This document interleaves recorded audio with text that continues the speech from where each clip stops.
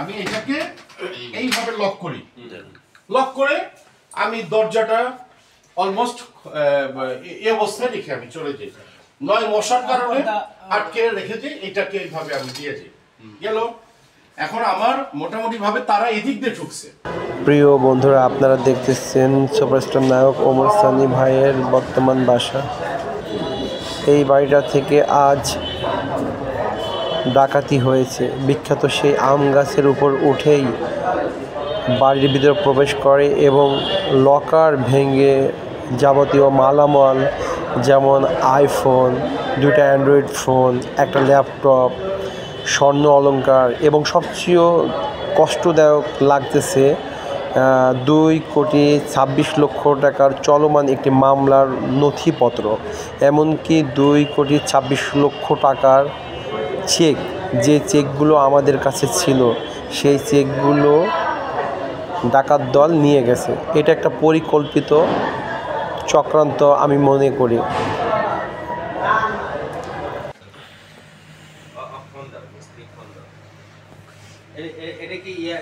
এখন ইনিশিয়াল তো একটা আটকানো যাবার তো হইছে, আপাতত এইভাবেই থাকুক, থানা থেকে আসি, পুলিশ আসুক, তারপর বাকিটা দেখি।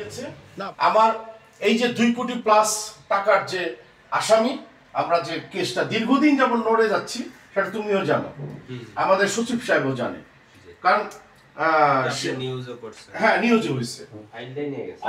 ফাইলটাই তো মেইন টার্গেট, ফাইলটাই তো টার্গেট। আচ্ছা, তাহলে ওদের এইটা নিল না কেন? এনেছিল এটা এনেছিল না না নো না, এটা এনে মোবাইল এটা কোথা থেকে আসলো?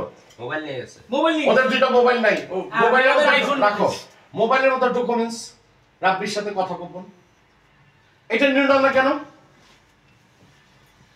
এই এক্সকিউজ মি, এদিকে আসেন। এইটা এরকম একটা চুরি করার জন্য একজন মানুষকে আল্লাহ না করুক মার্ডারও হয়ে যায়, এটা নেয় ওদের ব্যবহারই তো এটা নেয়, এটা নেয়।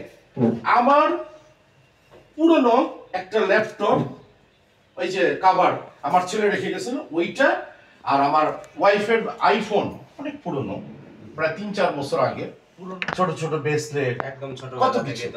এখন পুলিশ আসছিলেন, কামরুজ্জামান সাহেব, রাত 1:30-1:45 দিকে, এবং আমি ভাইয়ের সাথেও কথা বলেছি। সে বলছে যে বাড়িওয়ালা কিভাবে দোতলার মতো একটি স্পর্শকাতর জায়গায় গ্রিল ছাড়া শুধু অনলি ফর গ্লাস সিস্টেম রাখা, কিন্তু তা আমি বলতে পারবো না, আমি ভাড়াটিয়া। বলে যে এটা স্পর্শকাতর জায়গায় এটাকে নরমাল, আজকে যদি গ্রিল থাকতো, আজকে যদি তোমাদের এই গ্রিল থাকতো, তাহলে আমার এই ডাকাতিটা হয় না। আসলে আপনারা তো সবই দেখতে পেলেন। 15ই ডিসেম্বর 2024 আমি ছিলাম একটা বাইরে, আমার ছোট ভাই কিরণ প্লাস আরিফ, রুমি, আমরা ছিলাম বাইরে। তো আমি তখন বোধহয় 12টা প্লাস হবে, বাসায় আসি। আমি হচ্ছি বসুন্ধরা H ব্লকে থাকি। যে বাড়িটাতে আমি আছি, আমি দোতলাতে এখানে আছি, উপরেও আমাদের ফ্ল্যাট ছিল 4তলা 5তলা, ওইটা আপাতত ফ্যামিলি এখন কেউ না থাকার কারণে এখানে আমি সবারও থাকি, এখানেও থাকি মূলত। আর হচ্ছে কি, আমি এসে দেখি যে আমার মেইন দরজা তালাটা ওকে ঠিক ছিল। আমি যে রুমে এখন, যেখানে আপনারা দেখতে পাচ্ছেন, এই রুমটা হচ্ছে, এখানে আমি থাকি। শিয়া বাটার ও ভিটামিন ই সমৃদ্ধ lily glam beauty soap. Lily, always beautiful. এবং এই সাইড দিয়ে গ্লাস, কিন্তু কোনো গ্রিল নাই। বাড়িওয়ালা কেন গ্রিল দেয়নি এটা আমি বোধগম্য না, হয়তো বা স্টাইল নাকি নিরাপত্তা মনে করেছেন, আমি ঠিক জানি না। বাংলাদেশের সিচুয়েশনে গ্রিল থাকাটা ভালো আমার মনে হয়। তো যাই হোক, এই যে উনি ভালো বলতে পারবেন, আমি এসে আমার মেন দরজাটা বন্ধ পাই এবং দীর্ঘক্ষণ, প্রায় 1.5 ঘন্টার মতো আমি, কিরণ এবং আরিফ, আমরা চেষ্টা করার পরিপ্রেক্ষিতে মেন লকটা আমরা ভেঙে ফেলি, কিন্তু তারপরও খুলছে না খোলার কারণে আমরা বুঝতে পারি যে নিচের সিটকারি লাগানো আছে। তখনই আমরা সন্দেহ করি যে কিছু একটা ঘটনা ঘটছে রুমের মধ্যে। তখন আমরা চিৎকার করতে থাকি। তো কেয়ারটেকার। এর আগে আপনারা অবগত আছেন, কয়েকদিন আগেই আমার 3টা মোবাইল, 22,000 টাকা চুরি হয়েছে। মামলার নথিপত্র বাটারা থানায় বিদ্যমান আছে, অনেকেই আপনারা জানেন। তার ঠিক 4-5 দিন হবে, হ্যাঁ ঠিক না, 4-5 দিন পরে এই ভয়ঙ্কর একটা ডাকাতি হলো। আপনারা নথিপত্রের সাথে আমার সবচেয়ে স্পর্শকাতর যেটা হচ্ছে,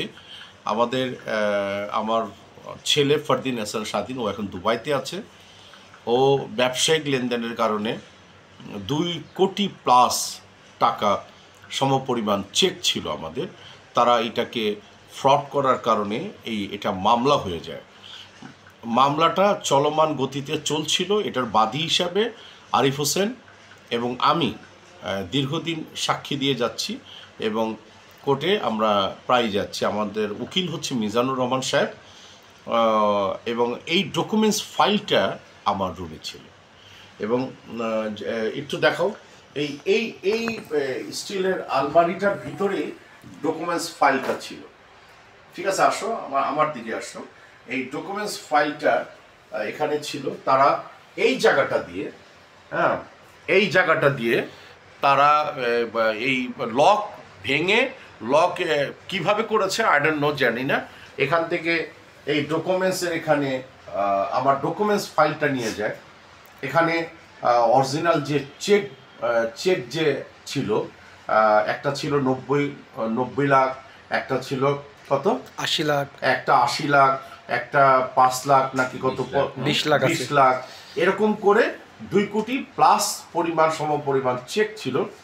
এটা রায় আমাদের পক্ষেই আসবে বলে আমাদের ধারণা। এইটা ইন্টেনশনালি যার নামে এই মামলাটা আছে, এই ডাকাতি হয়েছে সে, এবং আমার